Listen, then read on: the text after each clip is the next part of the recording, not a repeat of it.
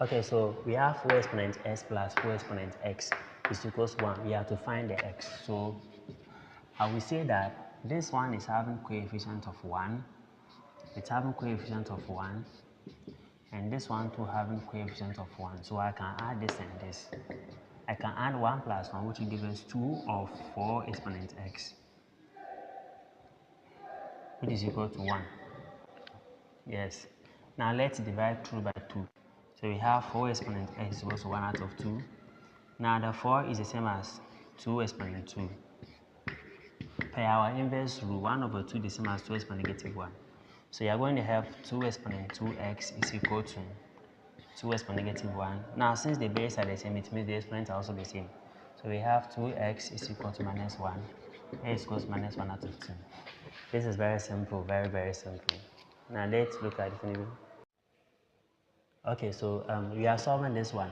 If this one is equal to this, what is this? So I want to make m the subject, multiply through by n. So we're going to get 6 over 5n. Yes, and then when we consider this one, we have m squared plus n squared all over m squared minus n squared. I'm going to put, wherever that I see m, I'm going to put 6 over 5 squared there. 6 over 5n. So I have m here, I'm going to get 6 over 5 m or n all squared plus n squared divided by the m, which is 6 out of 5 n all squared minus n squared. Now this one, the square will affect this and this. So we're going to get 36 over 25 all n squared plus n squared divided by, now this one too, it will affect this and this. We're going to get 36 over 25 n squared minus n squared. Now with this one, I can factorize the n squared out. Now, so when you factorize the n squared out, I'm going to get the n squared into bracket 36 over 25 plus 1, and then the down one, I'm going to get the n squared will come out. I'm going to get n squared divided by 36 over 25 minus 1. So the n will cancel n. Then this one times this, we're going to get what? 36 plus 25 all divided by 25. Then this one, n squared will cancel n squared. So we're going to get this one to be 36 minus 25 all divided by 25. So what are we going to get for this one? This one plus this one gives us 51 over 25. Then this one and this one give us 11 over 25. So how will it be? This one will give us 61 over 11. Very simple. Very simple. Very simple. Make sure you subscribe to our channel. Bye-bye. Okay, so we have 9 exponent s. I can represent in the form of base x, which gives us 3 exponent 2 or x. 9 is the same as 3 exponent 2. Now this one can also be written as 3 exponent x all exponent 2. Because this one and this one, they have distributive property. Yes. They are multiplying, so it is commutative. You can make it like this or like this, they are the same. Now, so this one is the same as 3 exponent x all exponent 2 minus 1 divided by 3 exponent x plus 1 is equal to 8. Now, I'm going to use m to represent 3 exponent x. And then we are going to put m here, it will be m squared minus 1 divided by, this one is m, so we're going to get m plus 1 is equal to 8. Multiply through by m plus 1, so we're going to get m squared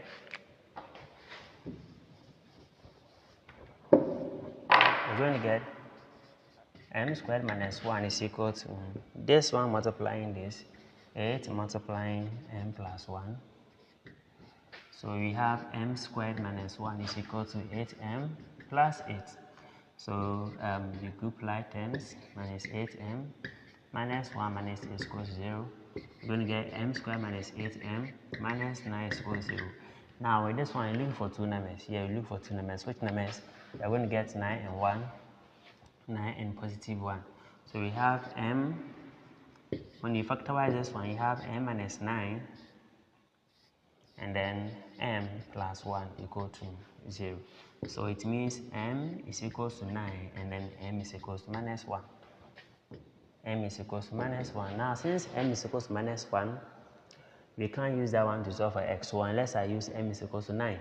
Yes, there is a correct approach. Unless I use 9 is equals to 9. But you know that 3x is the same as what? From here, m is equals to 3x. So it means 3 exponent x the same as the m. So we have 3 exponent x is equal to m. M is 9. M is 9. We are not going to consider this one. Now since m is 9, so 3x is the same as 9 is the same as 3 exponent 2. So since the base are the same, it means the exponents are also the same. S is equal to 2. Make sure you subscribe. Bye bye. Let's look at this question solution. Now with this one, we have 8 exponent 202. 8 exponent. Now this one is the same as plus 2 because 200 plus 2 will give us 222. 202, yeah. So plus 800 and 200 divided by 65 is equal to 2 exponent x. Now from the law of indices, if I have 2 exponent x plus y, it is the same as what? The same as they are multiplying. So 2 exponent x multiplying another 2 exponent y. Yes.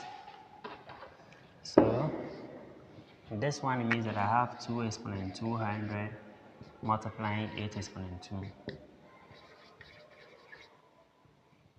divided by, okay, so this one is multiplying this one.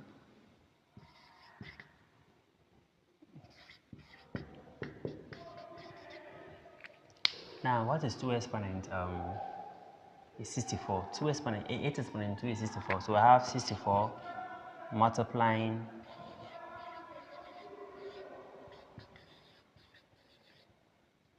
divided by 65.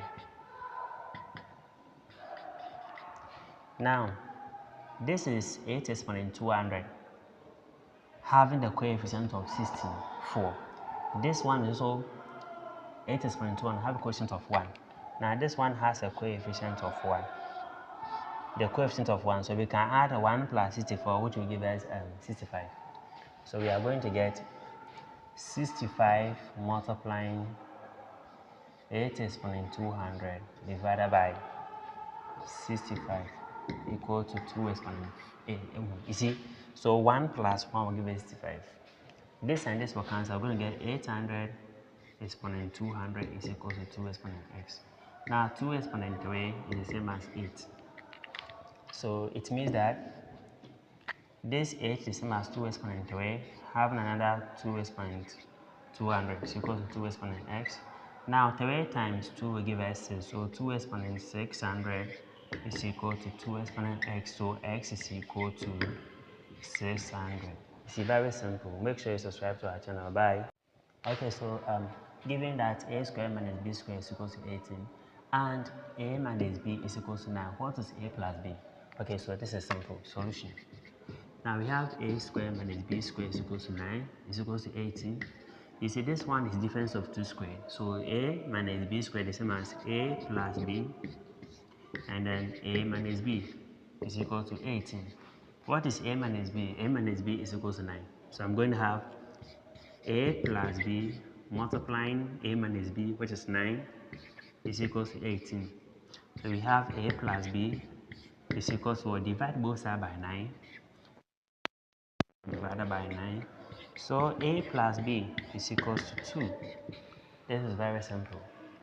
Name of this one. Now because this one is root of this one, when you put the 5 here, we are going to get the denominator to be negative. We're going to get the denominator to be 0. And then 0 over 0 will be undefined. So we have to simplify this one. So I'm going to have limit of x approaching 5, that is x minus 5 divided by root of x squared minus 5. I'm going to multiply, I'm going to conjugate this one. I'm going to conjugate and rationalize. So I have to multiply this one by root of x squared minus 25, root of x squared minus 25. We rationalize, yes. Now, so we have limit of x approaching 5 will give us this one times this one will give us s squared minus 25. Yes. And this one times this one will give us x minus 5 multiplying root of s squared minus 25, all in the limb. Now this one is difference of two squares. So we're going to have m limb of x approaching 5 is equal to x minus 5 root of s squared minus 25. This is difference of two squared, the same as s squared minus 5 squared, which will give us s minus 5s plus 5. So we have x minus 5 and then x plus 5. S minus 5 will cancel s minus 5. So you are going to get limb of root of s squared minus 25 divided by, so this one will cancel this one, left with s plus 5, where the limb x is approaching 5. So wherever that we see x, we put 5 there. So we are going to get root of 5 squared minus 25 divided by 5 plus 5, which will give us root of 25 minus 25 divided by 5 plus 5 is 10. Root of 0 divided by 10, which is equal to 0 over 10. 0 over 10 is equal to 0. So the answer is 0. It's very simple. The answer